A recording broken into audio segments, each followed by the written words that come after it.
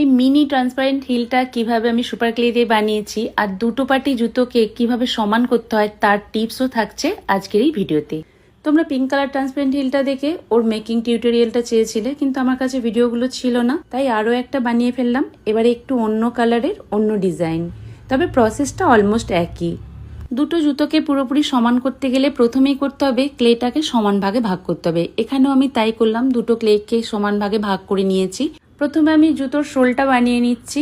আমি তোমাদের একটা শোল বানিয়ে দেখাচ্ছি, একই রকমভাবে আরও একটা বানিয়ে নেবে, তবে ডান পা বাঁ পায়ের ব্যাপারটা একটু ধ্যান দেবে। একটা এদিকে বেঁকিয়ে দেবে, একটা ওদিকে বেঁকিয়ে দেবে, দেখবে তাহলেই কিন্তু সোজা উল্টো ব্যাপারটা চলে আসবে। এবার একেবারে নিচের যে শোলটা সেটা বানিয়ে নেব। এটা তোমরা কালো কালারও দিতে পারো কিংবা ব্রাউন কালারও দিতে পারো। আমি এখানে কালো কালার দিয়েছি, কিন্তু বানানোর প্রসেসটা একই, তবে এটা কিন্তু পার্পেলটার থেকে আর একটু পাতলা হবে। কারণ দুটো যদি সমান হয়ে যায় তাহলে জুতোটা অনেকটা মোটা দেখতে লাগবে, তাতে কিন্তু জুতোর যে শেপটা সেটা কিন্তু ঠিকঠাক আসবে না। একই তো সুপার ক্লে। যাই হোক, নিচেটা যাতে স্লিপ না হয় তার জন্য একটু বিটও দিয়ে দিয়েছি। এবার একটু পিঙ্ক কালার নিয়েছি হিলটা করব বলে। এখানে আমি কালো কালারেরও হিল করতে পারতাম, কিন্তু আমার একটু কালারফুল করতে ইচ্ছা করলো, তাই ওপরে যেহেতু একটা পিঙ্ক লেয়ার দেব, তো সেই ম্যাচ করেই এখানে পিঙ্ক কালার হিলটা বানিয়ে রেখে দিলাম। আগেই বলেছিলাম ওপরে পিঙ্ক একটা লেয়ার দেব, তো সেই পিঙ্ক লেয়ারটা কিন্তু যে শোলটা আগে বানিয়েছি সেই পুরোটা এক সাইজ হবে না, ওপরের দিক থেকে খানিকটা বাদ যাবে, তাই ওর থেকে একটু ছোট সাইজের বানাতে হবে। সেই অনুযায়ী বানিয়ে নিয়ে ওপরে লেয়ারটা আস্তে আস্তে বসিয়ে দিয়েছি। যেহেতু এটা খুব পাতলা তাই খুব সাবধানে বসিয়ে নিতে হবে। এই সময় আমি হিলটাও জুড়ে নিয়েছি।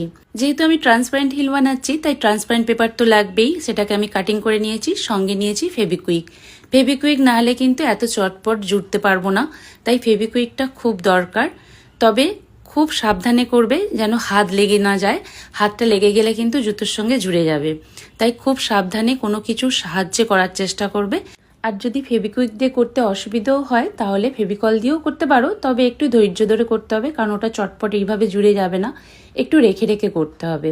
জুতোটা একটু ফাঁকা ফাঁকা লাগছিল, ভাবলাম একটু বর্ডার দেবো, মানে ট্রান্সপারেন্ট পেপারগুলোতে একটু বর্ডার দিতে চাইছিলাম, তাই এখানে আমি সিলভার মেটালিক কালার নিয়ে বর্ডার দিয়েছি। তোমাদের কাছে যদি না থাকে যে কোনো কালার দিয়েও বর্ডার দিয়ে দেখতে পারো, ভালোই লাগবে, খারাপ লাগবে না।